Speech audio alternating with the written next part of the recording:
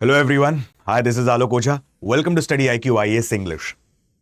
My friends, we are going through classroom series of modern Indian history. And by now we had seen the varied topics of modern Indian history. In the last session, we saw the topic of Indian National Congress. And today, we are going to throw light on two important topics, Indian Council Act 1892, followed by Partition of Bengal, and the most important one, the Swadeshi movement. Okay, so before I begin with Indian Council Act 1892, here I would like to throw light on the the formation of Indian National Congress and the aspects that we have discussed in the previous class, so that the aspirants, those who are new to the platform, can easily correlate the different aspects. Okay, the video won't be much lengthier. Please stick in the video till the end, because Swadeshi movement, it's a very important. Like, I'll tell you one thing. From the perspective of modern Indian history, Swadeshi movement, non-cooperation movement, civil disobedience movement, and Quit India movement are very, very important. Okay? So please stick in the video till the end. Now let's begin with our short session. Indian National Congress. Indian National Congress was formed on 28 December 1885 at a place called as Gokuldas Tejpal Sanskrit College, Bombay. The first session of Indian National Congress was presided by Vomesh Chandra Banerjee, who was a moderate leader, and it was attended approximately by 72 delegates. The second session of Indian National Congress was held at Calcutta and attended by approximately 434 to 436 delegates, and presided by the Grand Old Man of India, that is Dadabhai Navroji. He has also participated, or he has presided 3 sessions of Indian National Congress. And the third session of Indian National Congress was presided by first Muslim president, that is Badruddin Tayyabji. We had seen that there were 4 Englishmen who had presided the sessions of Indian National Congress: George Yule, William Wedderburn, Alfred Webb, and Henry Cotton. Alan Octavian Hume never ever presided the sessions of Indian National Congress. He was just a secretary to Indian National Congress. Apart from this, Indian National Congress right from the start itself was divided on ideological basis into 2 paths: moderates and the extremists. As the name suggests, moderates, they believed in PPP, prayer, protest, and petition. They believe that we want self-government, and that too within the constitutional limits. We want transfer of power, and the transfer of power should be peaceful and bloodless. Apart from this, the extremist, as the name suggests, they believe that we want complete independence. Swaraj.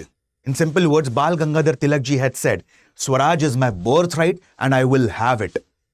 And for that, even if we have to go for violent means or radical means, we will adopt extra constitutional methods as well. So that was a major difference between the working pattern of the moderates and the extremists. Now, Partition of Bengal was announced approximately on 20th of July 1905 by Lord Curzon. Okay? Now, many of the historians do believe that from 1885 to 1905, this phase of Indian National Congress was dominated by the moderate section of Indian National Congress. Okay? And what was the most important achievement of Indian National Congress? Getting Indian Council Act 1892 passed from the Britishers. Now, before we understand about Indian Council Act 1892, let's throw light on what were the major demand of the moderates from the Britishers. First demand. The first major demand was increase in the number of additional members in what we say as a part of Legislative Council. At least 1 to 2 Indians should be added into the Viceroy's Executive Council. Certain reforms needs to be introduced in central as well as provincial legislature. There shouldn't be nomination, but there should be elections. And simultaneous conducting the exam of civil services in India and England. So these were the demand of the moderate section of Indian National Congress. And Britishers, why they had created Indian National Congress? As a part of safety valve. And safety valve theory was given by Lala Lajpat Rai ji. So now Britishers had come up with Indian Council Act 1892. Okay. Here we are going to discuss in an analytical manner and comparative analysis between Indian Council Act 1861 and Indian Council Act 1892. Okay. Now, precisely speaking, after revolt of 1857, the rule of company was replaced by the rule of Britishers in India or the British Crown in India as per Government of India Act 1858. And it was like, specifically speaking, who used to rule over India? The Secretary of State for India, and his agent in India was Viceroy. So, Viceroy had an executive council consisting of 6 members. So, there were 6 important departments such as Home, Military, Revenue, Finance, Public Work and Law. As per Indian Council Act 1861, there was no single Indian member in Viceroy's Executive Council. Okay. Apart from this, there were additional members as well, specifically 6 to 12 additional members as a part of Legislative Council. These members were not being elected. They were again being nominated by the Viceroy as per Indian Council Act 1861. Same thing was retained in Indian Council Act 1892. Viceroy's Executive Council consisted of 6 members and none of the members were Indian. Okay, I'll tell you one important fact. We are going to study about that in quite depth and detail when we will study about Morley Minto reforms. Viceroy's Executive Council, one Indian member was added in 1909. The law member, Satyendra Prasad Sinha, he became the first Indian member of Viceroy's Executive Council in 1909. But as per Indian Council Act 1892, Viceroy's Executive Council consisted of 6 members, none of them were Indians. Apart from this, what was happening? There were additional members of 6 to 12, all of them were being nominated by the Viceroy. Viceroy had the power to issue ordinances. Okay. And specifically, these ordinances were valid for approximately 6 months. Correct? Moving ahead. As I've told you, there was continuous demand from the moderate section of Indian National Congress that there should be expansion in the Legislative Council. Okay? Now what happened? As per Indian Council Act 1892, the number of additional members were increased from 6 to 12 to 10 to 16 members. Okay? So, Viceroy already had an Executive Council consisting of 6 members. Now, additional members were increased from 10 to 16. Now, let's understand the division of these members. 6 were official, 10 were non-officials. Officials majorly consisted of Britishers. Non-officials majorly consisted of Indians.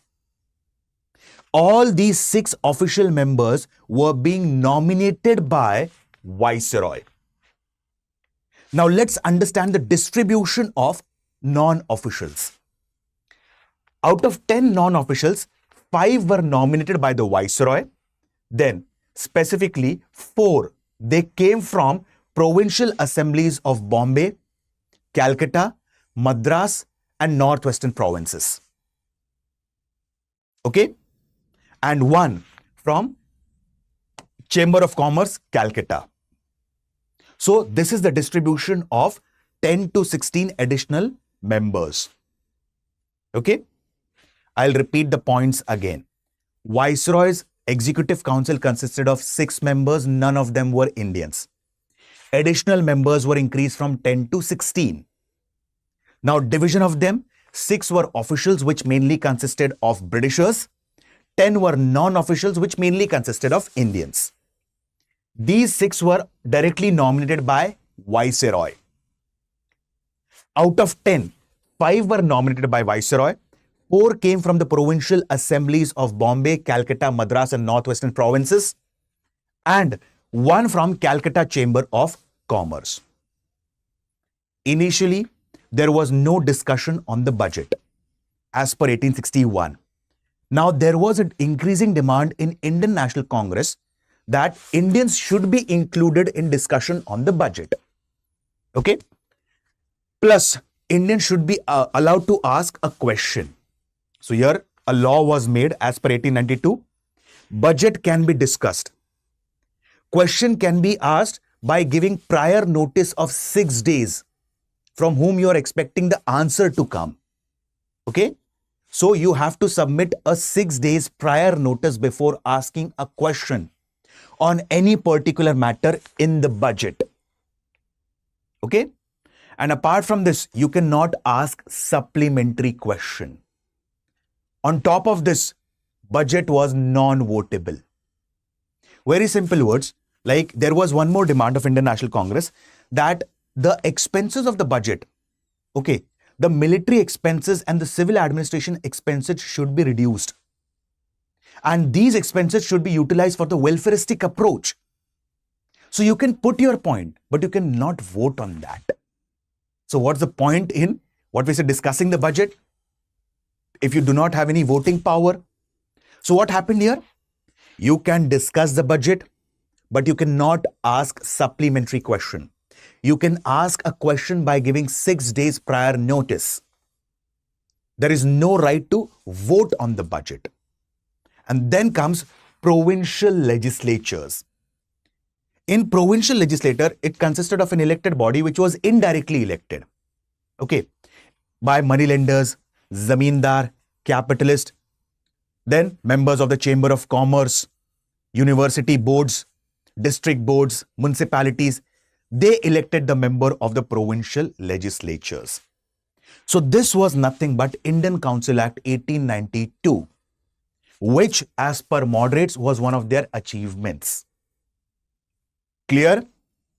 Within next 30 seconds, I will repeat the points. Please pay attention carefully. Okay. As per Indian Council Act 1861, Viceroy's Executive Council consisted of 6 members.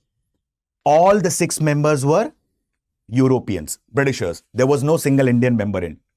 In 1892, same thing was retained. Additional members were 6 to 12 in 1861, but now it has been increased to 10 to 16. For the first time, when was an Indian member added? In 1909. A law member was added in Viceroy's Executive Council in 1909. That is Morley-Minto reforms. Okay. Then additional members were increased from 10 to 16. Now from 16, 6 were officials, 10 were non-officials. The 6 officials were nominated by the Viceroy. Out of 10 officials, 5 were nominated by the Viceroy. Then 4 came from the provincial assemblies of Bengal, Calcutta, Madras and Northwestern provinces, and 1 from the Calcutta Chamber of Commerce. Budget could be discussed but not voted upon. Questions could be asked, but supplementary questions cannot be asked. Questions can only be asked after giving 6 days prior notice. Okay? So this is nothing but Indian Council Act 1892 in short. Hope you understood its concept, my friends. Now let's move with Partition of Bengal and Swadeshi movement.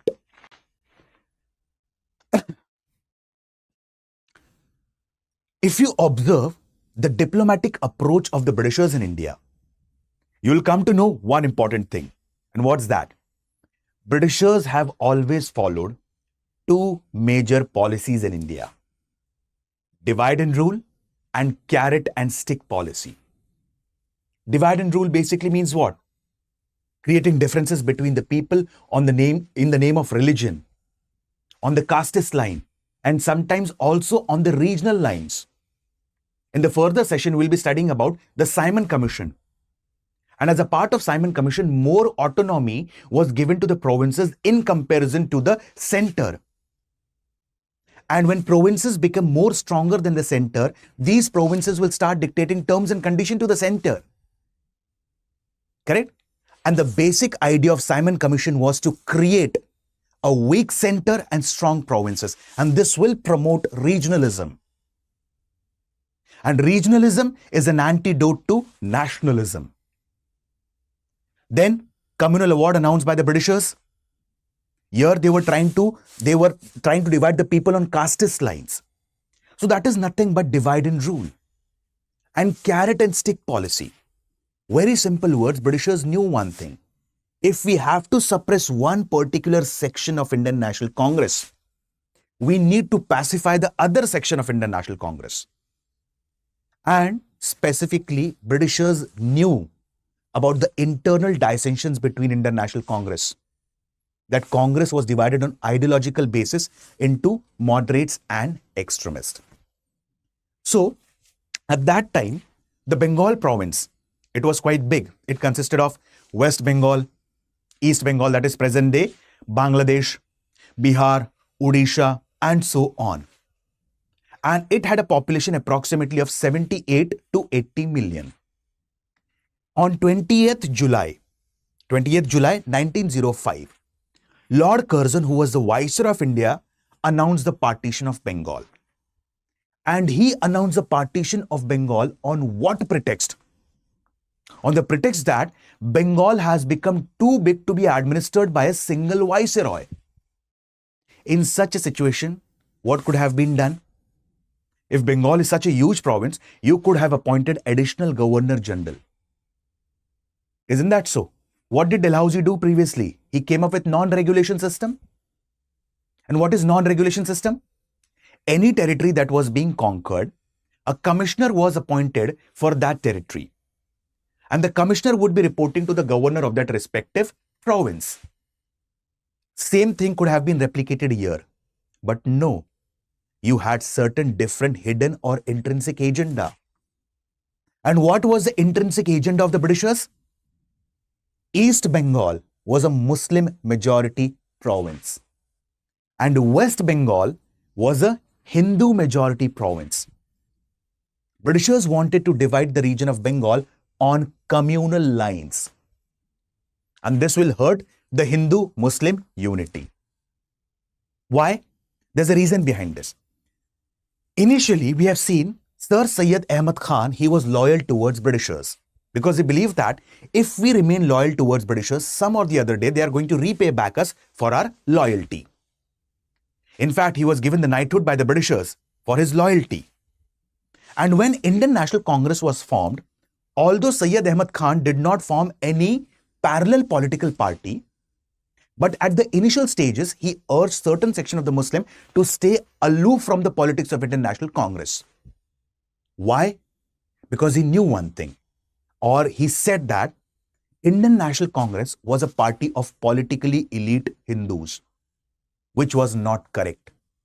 Why? Because in 1887, Badruddin Tayyabji became the first, what we say, president of Indian National Congress. He was the first Muslim president of INC. And after him, the number of Muslim delegates in Indian National Congress started increasing. And this fact was not digested by the Britishers. Correct? So in 1905, Lord Curzon announced the partition of Bengal. And at this point of time, Swadeshi movement was initiated by Indian National Congress. Now, what is Swadeshi movement? Swadeshi, very simple words. Swa means self. Deshi means produced in our own country. So we are going to use those goods which are produced in our own country. Indigenous goods. So, against the partition of Bengal, what happened? Call for starting Swadeshi movement was given by Gopal Krishna Gokhale ji at Banaras session of Indian National Congress. Okay. Swadeshi movement is also referred as Vande Mataram movement. And Swadeshi and boycott both are complementary to each other. Okay. Now let's understand how they are complementary to each other. Now what are the elements which are the part of Swadeshi movement? First element, Regeneration of indigenous industries. The indigenous industries were previously paralyzed by the policies of the Britishers. Let me go back. We have studied about the drain of wealth theory. I'll throw light on certain aspects of that as well, so that you can easily correlate things.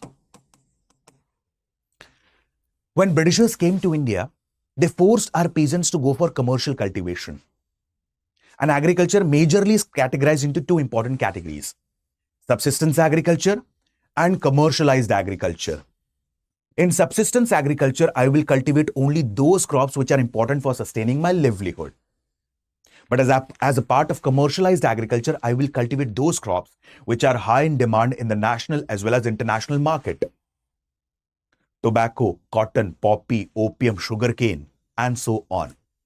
Suppose I'm a farmer. Now, Britishers have told me, start the cultivation of cotton and we will pay you the price before the harvest of cotton. For example, we'll give you 5 rupees. Now the cotton is ready for the harvest. Now Britishers are saying me, if you have to sell this at a petty price of 1 or 2 rupees, sell it. I'm forced to sell that. Why? Because there is no major capital intensive industries in India. Now this cotton, it goes to Manchester or Liverpool. From there it goes to London and it gets converted into manufactured textile. The superior quality cotton goes to USA and the cheap, substandard, inferior quality textile comes to India and the price is 10 rupees. So the market for raw material is India and the market for finished product is also India. In a very methodological manner, in a very systematic manner, India's resources were being drained out of India. And this was highlighted for the first time by Dadabhai Navroji in 1896 as drain of wealth in his book Poverty and Un-British Rule in India. This was further highlighted by R.C. Dattaji in his book Economic History of India. So now what did people of India started doing? We started using our own goods. In fact, our handicrafts were much famous than the Britishers. The Britishers, inferior textile goods. Our handicrafts were much famous and they were high in demand in the international market as well. Dhoti and dupatta of Gujarat, Banarsi sarees, Kanjivaram sarees and so on. So what did Britishers do? Any goods that is exported out of India should only be exported in British cargo ships. They had to pay a duty. So when there was a rise in the prices of such goods, what happened? Automatically the demand of Indian handicrafts declined. In this manner, Britishers systematically paralyzed our rural industry. And as a part of Swadeshi movement, this was the best chance to revive back our rural industry. So, regeneration of indigenous goods. Hope you understood this. Then it led to increase in the demand of indigenous goods and decline in the demand of foreign goods. Apart from this, it provided momentum. The boycott movement, it provided momentum for the industries of Gujarat, Bombay and Bengal to flourish again. Okay. Then what are the negative elements? Specifically speaking, heaps of foreign clothes were burnt. Apart from this, it was also followed by social boycott. For example, if I'm a Pandit, if I'm a Brahmin, and if I have to perform a puja, if I have to perform a ritual at any particular place, and I find that in that home, foreign goods are used, foreign sugar is used, foreign salt is used, foreign clothes are used, I won't be performing the ritual or puja in that house. So economic boycott was followed by social boycott as well. And whenever you are boycotting something, obviously you are adopting something. So when there is boycott of what? When there is boycott of government schools and colleges, there would be establishment of national schools and colleges. When there is boycott of foreign clothes, we will start adopting the clothes produced in our own country. So Swadeshi and boycott both are parallel to each other. And this movement was initiated in 1905. Specifically on 7th of August 1905 after a meeting at Calcutta Town Hall. Okay. Now, the newspapers also played a very crucial role in sensitizing the masses. I'll give you a very small example. We had seen one important aspect, and what was that? Precisely speaking, as a part of revolt of 1857, many of the historians do say that the major reason for failure of revolt of 1857 was it was just confined to the northern part of India. Southern, eastern, western, central part of India majorly remained aloof from the movement. True to an extent. But people throughout the India had developed nationalistic zeal and fervor thanks to the Indian press at that time. Why? Whatever was happening in the northern part of India, people were sensitized throughout India because of the newspaper. Same thing happened as a part of Swadeshi movement.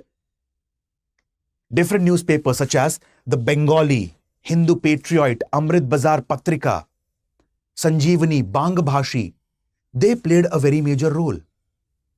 In fact, Amrit Bazar Patrika, which specifically it is said that to escape the Vernacular Press Act 1878, overnight had turned into an English newspaper. It played a very major role during Swadeshi movement. In fact, the Amrit Bazar Patrika, it signed petition with 1 lakh people from East Bengal. How many of you are supporting the partition? How many of you are against the partition? Maximum number of people were against the partition of Bengal. Apart from this, Rabindranath Tagore ji, he focused on Atma Shakti or self-reliance. Very simple words. The leaders can show you the direction. But leaders, specifically, you have to raise your voice against the exploitative character of the British rule in India. So, believe in self, Atma Shakti and self-reliance. As a part of Swadeshi movement, Raksha Bandhan was observed. Hindus and Muslims tied Rakhis on each other's wrist. This promoted Hindu-Muslim unity. Okay? And Swadeshi movement was also referred as what? Vande Mataram movement. Streets were full of cries of Vande Mataram. And initially, it was decided that the movement would just be confined to the region of Bengal. But the movement became so successful that it became a pan-India movement. Surendranath Banerjee and Anand Mohan Bose ji played a very vital role in spreading the movement in the region of Bengal. Tiger of Bombay, that is Bal Gangadhar Tilak ji, played a very major role in spreading the movement in the region of Bombay Presidency. And precisely in the region of Bombay, not Gujarat. Okay? In fact, it is said that the traditional folk theatre was used to sensitize the people in the region of Bengal. Ganpati festival and Shivaji festival, initiated by Bal Gangadhar Tilak, played a very crucial and pivotal role in sensitizing the masses. So the movement, it spread in the Bombay Presidency. In United Provinces, again Bal Gangadhar Tilak ji played a very crucial role in sensitizing the youth. Sayyid Haidar Raja in Delhi. Lala Lajpat Rai ji in the region of Punjab. Chidambaram Pillai ji in the region of Madras. So the movement was initially decided that it will remain confined to the region of Bengal, but with the passage of time, it became a pan-India movement. Swadesh Bandhav Samiti of Ashwin Kumar Dutt, okay, it again played a very major role. So, as we have discussed, Rabindranath Tagore ji, he focused on self-reliance or Atma Shakti. Now, what did Britishers do? Britishers are very intelligent. They are very diplomatic. As I have told you, they knew one thing. If we have to suppress one particular section, we have to get the other section on our side. Isn't that so? So what happened? Like it is said that Britishers, they approached certain sections of the Muslim and said them, why there is educational development of Hindus? Reason behind that was Calcutta University. Okay. In fact, as a part of Swadeshi movement, there was boycott of government schools and colleges. Calcutta University was being criticized as Ghulam Khana, factory of producing slaves. But here, Britishers tried to poison the mind of certain section of the Muslim by saying that why there is development of Hindus? Because of the Calcutta University. Why there is economic development of Hindus? Because of the Calcutta port. Support the partition of Bengal, we will form a residential university at Dhaka. Support the partition of Bengal, we will establish a port at Chittagong. So in 1906, there was establishment of another political party, All India Muslim League, which was pro-Britishers during the earlier stages of the national movement or India's freedom struggle. Okay. Apart from this, Britishers started observing that as a part of Swadeshi movement, when it became pan-India, indigenous industry has revived. Apart from this, Acharya P.C. Ray's Bengal chemical factory, it became quite famous. People started glorifying India's past. The streets were full of Vande Mataram. Students were active participants in the movement. Hindu-Muslim unity remained intact. Women were an active participant in the movement. And now, majority of the extremist leaders had played a very pivotal role in spreading the movement throughout India. So at this point of time, what did Britishers do? If you have to suppress one particular section, you need to get the support of the other section. As I have told you, that Swadeshi movement's call was given by Gopal Krishna Gokhaleji, who was a moderate leader. But majority of the leaders who had spread the Swadeshi movement, what had happened? These were extremist leaders. So extremist leaders, they had also adopted radical means as well. So it is necessary to suppress the extremist leaders.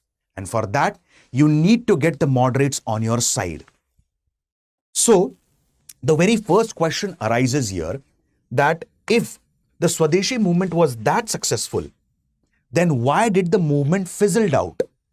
First, a very brutal policy of suppression was adopted. Many of the protesters and agitators, they were being arrested and beaten up in the jail. Students who were being active participants in the Swadeshi movement, their educational grants was being cancelled. Okay? Many of the satyagrahis, many of the people who were protesting, they lost their lives. Press was gagged.